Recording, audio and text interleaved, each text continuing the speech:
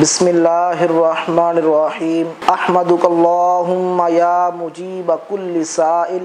والصلاة والسلام علی من ہوا افضل الوسائل وعلی آلہ واصحابہ ذوی الفضائل اما بعد فاعوذ باللہ من الشیطان الرجیم بسم اللہ الرحمن الرحیم یا بنی اقم الصلاۃ وَأْمُرْ بِالْمَعْرُوفِ وَانْهَ عَنِ الْمُنْكَرِ وَاصْبِرْ عَلَى مَا أَصَابَكَ إِنَّ ذَلِكَ مِنْ عَزْمِ الْأُمُورِ۔ آج کی ہماری گفتگو کا عنوان ہے اولاد کی تربیت۔ اولاد کی تربیت ہمارے دین کے شعبہ جات میں سے ایک اہم شعبہ ہے کہ اگر قیمتی سرمایہ کو محفوظ کرنے کے لیے، محفوظ رکھنے کے لیے یہ انسان کی عقل کے تقاضوں میں سے ایک تقاضا ہے، تو پھر اولاد کے کردار کو محفوظ کرنا، اولاد کے کردار کو نبھانا، اولاد کے کردار کو نکھارنا، یہ بھی انسانی عقل کے تقاضوں میں سے ایک تقاضا ہے۔ اگر پنیری کاشت کرنے کے بعد اس کو پانی دینا، اس کی نگہداشت کرنا یہ ضروری ہے، تو پھر انسانی چمن کے ان پھولوں کی چھپی ہوئی خوشبوؤں کو مہکانا یہ بھی ضروری ہے۔ تو اولاد کے بارے میں سید عالم صلی اللہ علیہ وآلہ وسلم کے فرمودات سے پتہ چلتا ہے کہ یہ رب ذوالجلال کی رحمتوں اور نغموں کا ایک گلدستہ ہے، اللہ تعالیٰ کے خصوصی فضل اور اس کے کرم کا ایک حوالہ ہے۔ آپ صلی اللہ علیہ وآلہ وسلم نے ارشاد فرمایا، اذا ولدت للرجل جاریۃ، جب کسی انسان کے ہاں ایک بچی پیدا ہوتی ہے، بعث اللہ تعالی لہا ملائکہ، رب العالمین آسمانوں سے کئی فرشتوں کو بھیجتا ہے۔ ملائکہ یہ جمع کا صیغہ ہے، ملائکہ تو کئی فرشتوں کو بھیجتا ہے۔ اب وہ فرشتے اس گھر میں برکت کی سوغات لے کر آتے ہیں۔ اللہ رب العزت اس فرشتوں کو اس گھر میں جب بھیجتا ہے تو جو بندہ اس بچی کی پرورش کرتا ہے، جو بندہ اس بچی کی نگہداشت کرتا ہے، جو بندہ اس بچی کی دیکھ بھال کرتا ہے، رب العالمین اپنے اس فرشتوں کے ذریعے اس بندے کی مدد فرماتا ہے۔ دوسری جگہ رب العالمین نے ارشاد فرمایا، اذا ولد للرجل غلام، جب کسی انسان کے ہاں ایک بچہ پیدا ہوتا ہے تو رب ذوالجلال اس کی طرف ایک فرشتہ بھیجتا ہے، بعث اللہ تعالی الیہ ملکا من السماء۔ اب یہاں دیکھیے کہ ملکن کا ذکر ہے، جمع کا نہیں بلکہ واحد کا ذکر ہے، اور پچھلی حدیث میں ملائکہ کا ذکر ہے، تو معلوم ہوا جب بیٹی پیدا ہوتی ہے تو رب تعالیٰ کئی فرشتوں کو بھیجتا ہے، اور جب بیٹا پیدا ہوتا ہے تو رب تعالیٰ ایک فرشتے کو بھیجتا ہے۔ اب جب ایک فرشتہ جو ہے، خصوصی فرشتہ جو ہے، رب تعالیٰ اس بندے کی طرف، اس گھر کی طرف بھیجتا ہے جہاں بیٹا پیدا ہوتا ہے، تو رب ذوالجلال جب اس فرشتے کو بھیجتا ہے تو وہ فرشتہ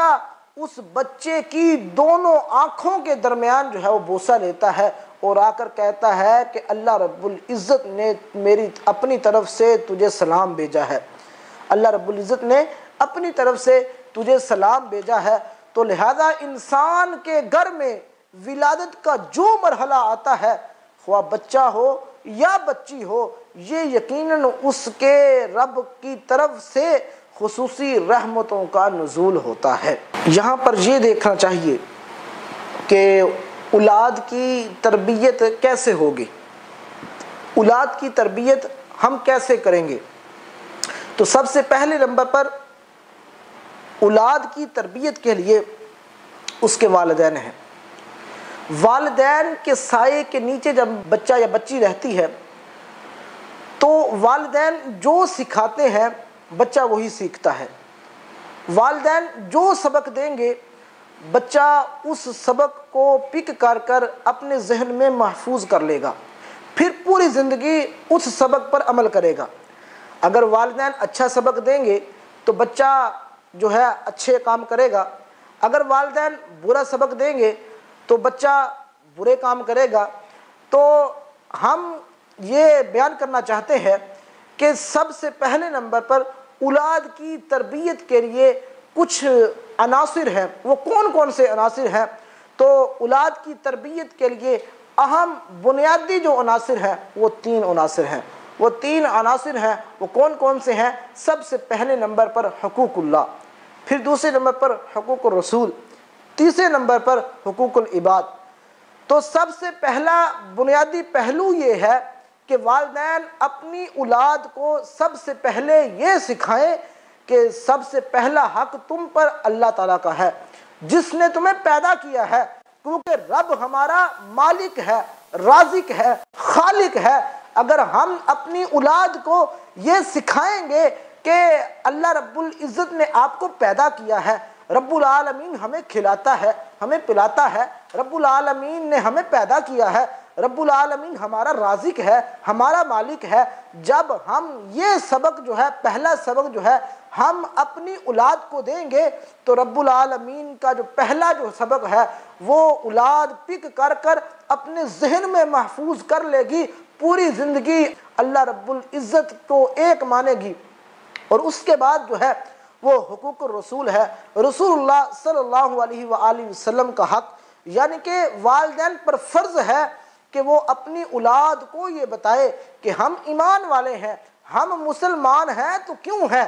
ہم اللہ رب العزت کے پیارے محبوب حضرت محمد مصطفیٰ صلی اللہ علیہ وآلہ وسلم پر اب جب تک ایمان نہیں لے کر آئیں گے اس وقت تک ہمارا یہاں پر آنا اور ہمارا مقصد پورا نہیں ہوگا۔ لا الہ الا اللہ محمد رسول اللہ، جب تک ہم اللہ رب العزت کو ایک نہیں مانیں گے اور محمد مصطفیٰ صلی اللہ علیہ وآلہ وسلم کو خاتم النبیین نہیں مانیں گے اس وقت تک ہمارا ایمان مکمل نہیں ہوگا۔ تو سب سے پہلے نمبر پر والدین کو اللہ تعالیٰ کے حقوق جو ہیں وہ بتانے ہوگے، پھر اس کے بعد حقوق الرسول یعنی کہ رسول اللہ صلی اللہ علیہ وآلہ وسلم کے حقوق بتانے ہوں گے۔ جب ہم یہ بتا دیں گے تو اس وقت ہمارے دو پہلو جو ہیں وہ ہماری اولاد کو ہم سکھا دیں گے۔ جب دو پہلو سکھا دیں گے وہ اولاد جو ہے ہمارے دو پہلوؤں کو اپنے ذہن میں محفوظ کر لے گی۔ پھر تیسرا جو پہلو ہے وہ ہے حقوق العباد، بندوں کے حقوق، کہ جب والدین جو ہے اپنی اولاد کو یہ پہلو سکھائیں گی کہ رشتہ داروں کے بھی حقوق ہوتے ہیں، چچوں کو بھی حقوق ہوتے ہیں، خالاؤں کے حقوق بھی ہوتے ہیں، اور والد کے دوستوں کے بھی حقوق ہوتے ہیں، اور پڑوسیوں کے حقوق ہوتے ہیں، اور محلے داروں کے حقوق ہوتے ہیں۔ جب ہم یہ حقوق اپنی اولاد کو یہ سکھا دیں گے تو پھر جب ہماری اولاد جو ہے بلوغت تک پہنچ جائے گی یہ